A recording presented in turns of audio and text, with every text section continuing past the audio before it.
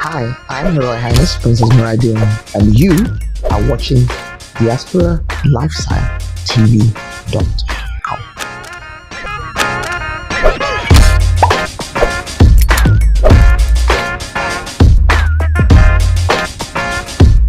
I am Her Royal Highness Princess Meridian Adedoyin Sholari of the Adedoyin Anuko Royal Family Lineage and the Elediro Royal Family Lineage of Shagamu, Remo Kingdom, Ogun State, in the western part of Nigeria, Sub-Saharan Africa. I'm the granddaughter of His Royal Majesty Oba William Christopher Adedoyin II, the Akarigo of Remo Kingdom. My father is one of the sons of His Royal Majesty, and I happen to be my father's first child and first daughter, hence my royal title bearer. So that's who I am. It's a privilege to be born as a royal. There's the adage that says royals have blue blood. It's just a saying, because when you cut us, it's red blood that you'll see. Everybody's blood is red. But by the special grace of God, there's a particular anointing of royalty that we have in royal blood, and you don't take it for granted. You dare not take it for granted. How I was raised by my dad and my mom, my grandmom, the Queen, is royalty is actually, how am I going to put it so people can understand? Is actually a call to leadership, and leadership is service to humanity. So the fact that you're royal doesn't mean, I'm going to go all over the shops buying things and wearing a tiara. You can all wear your tiara. Today I'm wearing a fascinator instead of a tiara. But we can all wear, whatever it is we want to wear. As a royal, you have your crown on.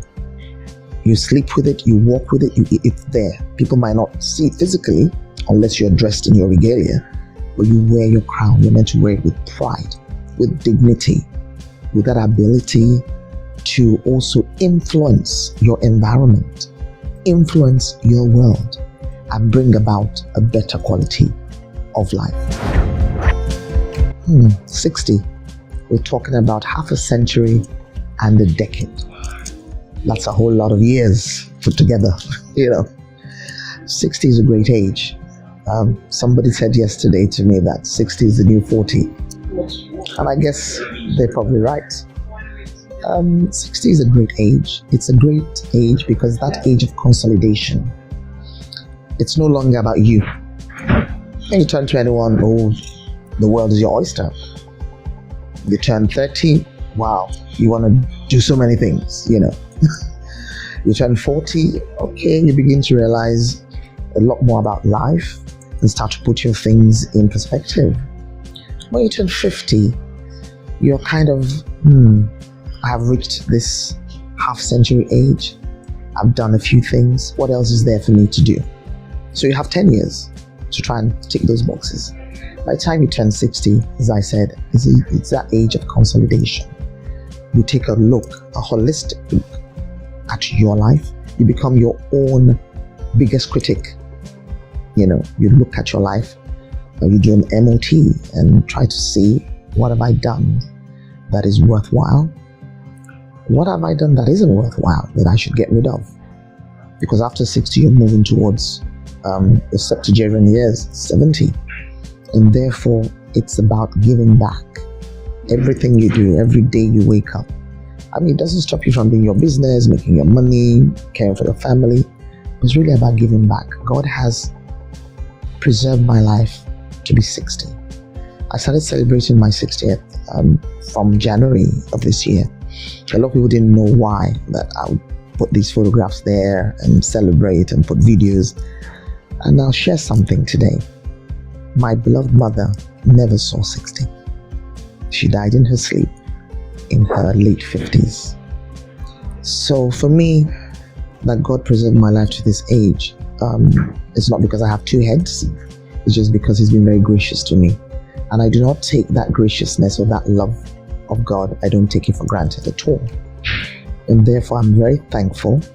I'm very grateful. I'm very joyful that I've reached this age. I pray that I reach 70, 80, 90, maybe more, if God desires. And my work from now on is about the next generation. I'm very particular about that next generation. All the mistakes we made, we want them not to make any of those mistakes. And if they do, because man is not perfect, if they do, they will have the good sense to quickly recalibrate and ensure that they go back onto the right path. I also want to laugh a lot continuously, dance a lot continuously, because life is about humor and about music.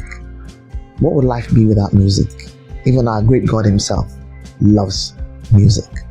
So I'm telling people, laugh, learn to laugh at yourself first before anybody else laughs at you. When you laugh, it gives you a big smile. You have the most amazing look on your face when you laugh. It also gives you what I call, surgery that doesn't need to go under the knife. So you have a face makeup without going to do any plastic surgery.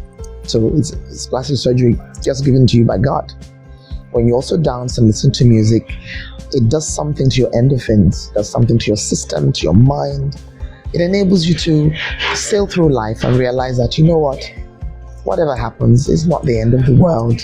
There's still tomorrow. I can still sort out things tomorrow.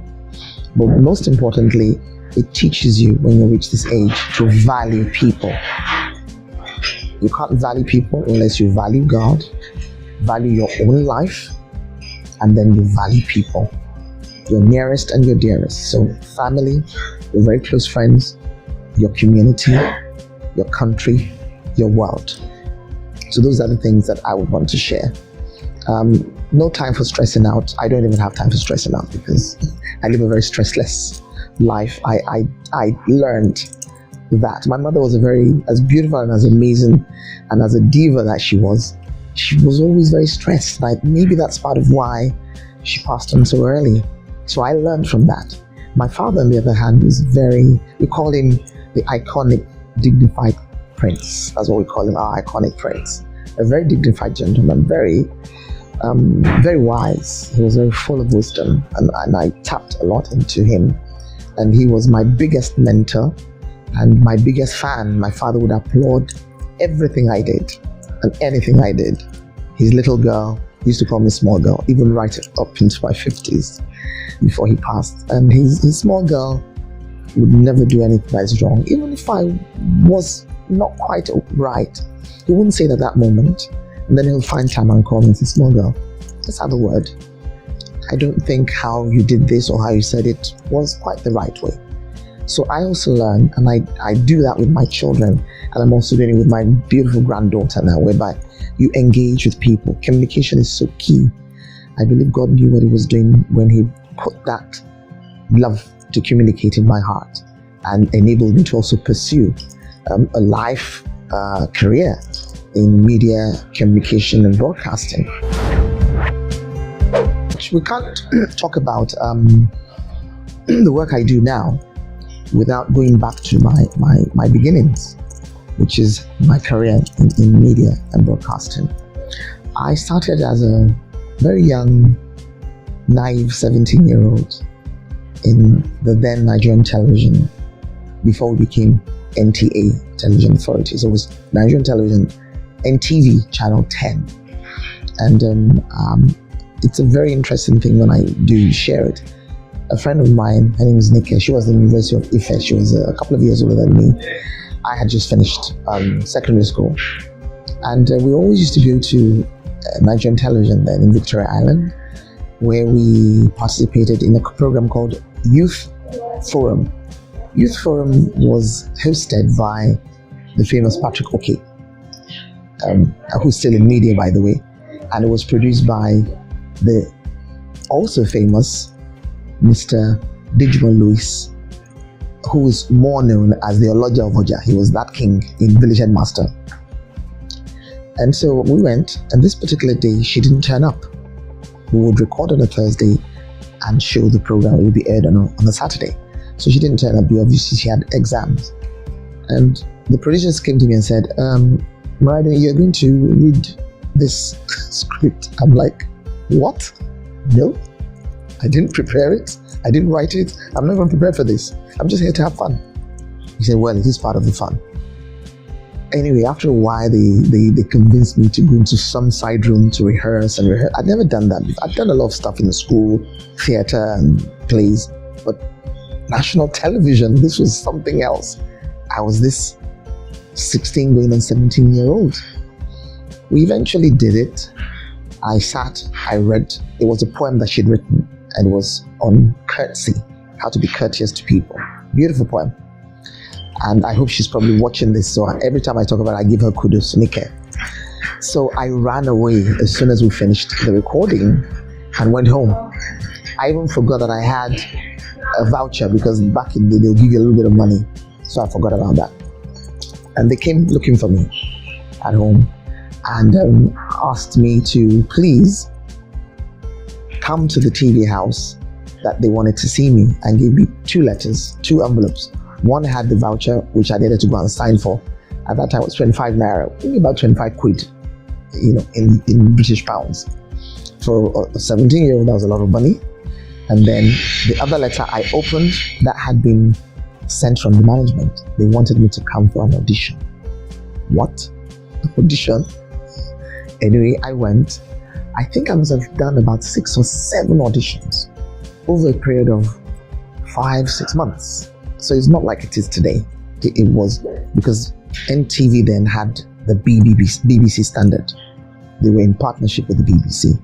And people don't know that Nigerian television was actually 5th in the world to ever have television. So America was 1st, Britain, as it was called, and Great Britain was 2nd, Germany was 3rd, Australia was 4th, Nigeria and Africa were 5th. So that's why we used to say WNTV, WNBS, 5th in the world, 1st in Africa. That was our slogan then. Anyway, we got into the job eventually, and that's how my career started. I became the youngest ever to be employed at age 17. Before me, there was Chijulu Koka, who then became my boss. She was the youngest at age 19. And when she started in 1958, the year I was born. So I had a very good inroad into broadcasting, very strict. I was the baby of the entire organization, as I said, and the youngest as well in my department, which is the presentation department. So we learned how to write scripts, we learned how to speak properly. We went to trainings or something called the Language Laboratory. That was a training school, and I had to go there with other my colleagues to learn. We also had exchange programs where we would be sent to the US to do courses, sent to England, both the BBC and other training courses here. And it was wonderful, and that's how my career started. I rose up in NTA over the years. I went to study, went to higher institution, got my diploma, then came to England, did my degree in communication. But all along I was still working. So I started working in 1975. I didn't leave Nigerian television until maybe 1997, when I finally came here to live again. I had come once in the 80s, went back, and then came back again after the military rule. It's so funny that the same President Buhari that we have now was then General Muhammadu Buhari. And I did not like the fact that military would take over countries. And I just left because I just felt, this is not the right way. So I'm happy that at least, on a side sort of comment, we now have proper civilians in government in my country and other countries in Africa. We'll get there. Maybe one day we'll even have people who have never been in the military. So we'll even stop having retired military people in government, because politics is about people. It's about you and me. We are the politicians. We are the ones that vote ourselves into power. And hopefully one day again we'll have our royals that will come back and start taking their roles in leadership. Because wherever there are royals, it's always a saner climate, because royals, people can access the palace anytime in Africa. I'm not talking about UK, but in Africa, you can see the king anytime, because he is there for you. Politicians, on the other hand, you have to book appointments and then eventually you won't even see them. But that's, a side of the point. So all this I'm telling you about also adds to what inspires me to do the work that I do. So everything I say is interlinked. And when I came back to live in England, I decided to use my media background, my experience, the knowledge I have, to put together platforms that would also help people, showcase people, put the spotlight on people. Because at that time I realized that mainstream didn't really have much time for us. They had their own thing that they did. Once in a while they'll put the spotlight just to do the tick, to say, okay, we did this. But there was nobody really focusing on what we did and the kind of things that resonated with us as Africans and Caribbeans. So I started my talk show on the Arise platform, and I did that first with Passion Television, then with Ben TV. I've done a bit of work with Arise TV, which has nothing to do with my own Arise brand. They are spelled A-R-I-S-E. I'm spelled A-R-I-Z-E with an exclamation mark. I've also done things with Channel 4, BBC. I've done a few things with Al Jazeera as well, and with Heritage Television. So media is my world. My world is media. I became very involved in a lot of charity work because I just feel that with media is the new science. Trust me, I'm going to say it again. Media is the new science. There was a time science used to point the world where we were going, the next invention, the next industrial design, the next innovative product, the next medical discovery. But all these industries now realize that they need media to propel and to showcase what they're doing. Hence, everybody now gravitates towards media. So I thought it's a good platform to use to showcase young girls, especially, who need that critical thinking and that strategic planning to ensure that their lives are better. So young girls who have been put in very precarious situations, like they are exposed to rape, child marriage, teenage pregnancies, all those things that are very bad and hideous for our young children.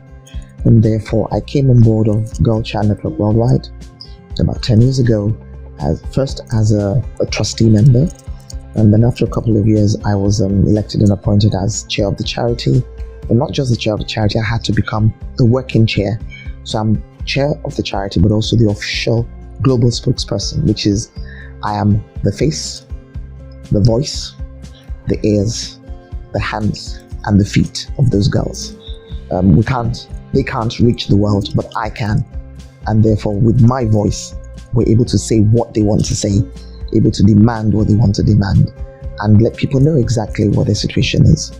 Up to date, we're very proud at Girl Child Network that we have so far across Africa, here in the UK, in the US, and in Canada, we've been able to look after over 375,000 girls. Touch wood.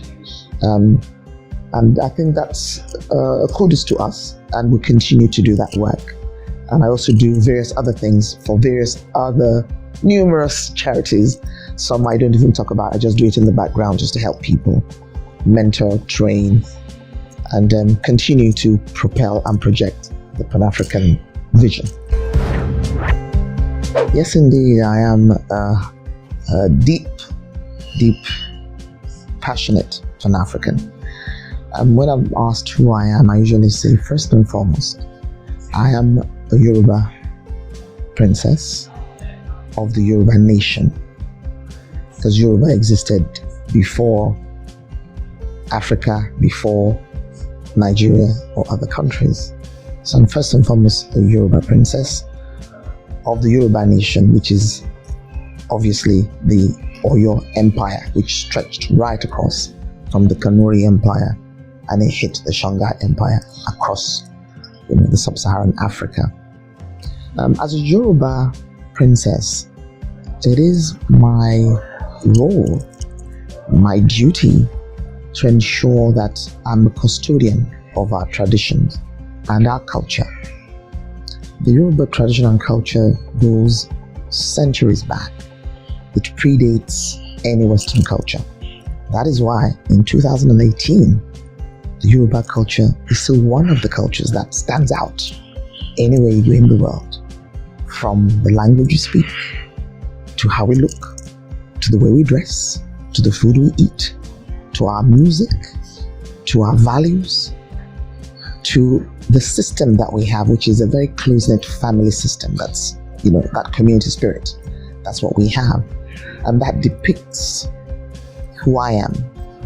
As the great father of Pan-Africanism once said, the Honorable Dr. Mosiah Marcus Garvey, he said, a people without knowledge of their history or without an idea from whence they came are like a tree without roots.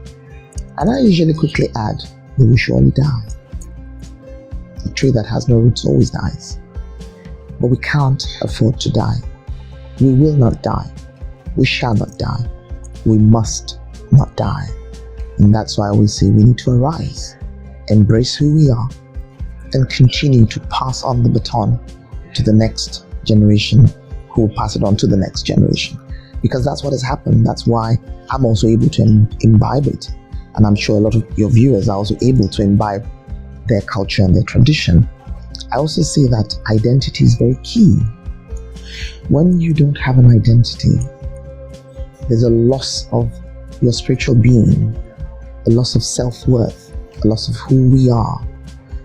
In the world today, there's this stigma, still talking about Pan-Africanism. There's a stigma about especially young people who get into trouble, into all kinds of crimes, gun crime, knife crime, name it, hooliganism, thuggery. The reason is because there's been a disconnect when there was that sad happening some 400, 500 years ago, and people of the African continent were carted away and human beings were sold as slaves to other human beings. There was a disconnect. There was a loss of identity. And as such, a lot of the young people, boys and girls, who found themselves in the diaspora, either through this heinous slave trade, or some who their parents brought them from Africa to live in the Western world. They get caught up with all they see in the Western world. And because parents are so busy trying to make ends meet, doing their businesses, going to their jobs, creating a profession for themselves, in their minds for these same children, but they're so focused on career and business, which is worth it, is all good. But why totally focus on that and forget that I'm also bringing up young children into this very challenging world that we live in? In Africa, we say one set of parents give birth to a child, but a whole community and a whole village raises the child. Sadly, in the Western world, they've taken that away from us. They give the children a phone number to call if you tell them off or correct them, and say they have rights. We all have rights as human beings. But I'm wondering, the people that came to take away human beings from Africa, did they forget about human rights at that time? They took away the rights of human beings. And now they're taking away the rights of parents to raise their children as proper human beings. So those are the kind of things that fuel me when I continue to campaign about Pan-Africanism, about being Yoruba, and what it is to be culturally Yoruba, traditionally Yoruba, and to be Yoruba that has values. So that in a nutshell is what fuels my passion and my love for Pan-Africanism and the Yoruba nation. from the past couple of years, I've been putting together my thoughts at where my media career is going. Because once you're in media, you never retire. You do media till, that's why you see some people in their 80s, 90s. Mr. Larry King is still doing his thing. Miss Oprah, she's doing her thing. So we continue to do what we do. And therefore, the plan, without letting the whole cat out of the bag, is to go again with my Arise platform, and this time around from the perspective of somebody who's reached the age of 60 and still doing what I do, showcasing people, putting the spotlight on people, young, mature, whatever shade or background they're from, but enabling them to also come and share what it is that they have, what it is that they're doing. And my job is to bring out those nuggets, unpack those things, ensure that we discuss those topics that go around our world. The most important thing is to make this world better than we met it. So I want you to watch out for Arise Conversations with Princess Muradia. That's where I'm going. To know the true character of a young boy or a male child, I always say, show me who is his grandmom, his mother, his sister, his aunt, who is his wife, his girlfriend, his mistress, his side chick. All these women do exist in the life of any man from when he was a child till he becomes an adult. So whatever you put into the lives of that young boy or the man is so important. Please ensure that you put your right foot best and you gave it your best, because you are being represented by that boy or that man. That is my advice to every woman out there. That's what I've done. I continue to work on that, and I pray that you'll do the same and just make this world a better place for each and every one. God bless you.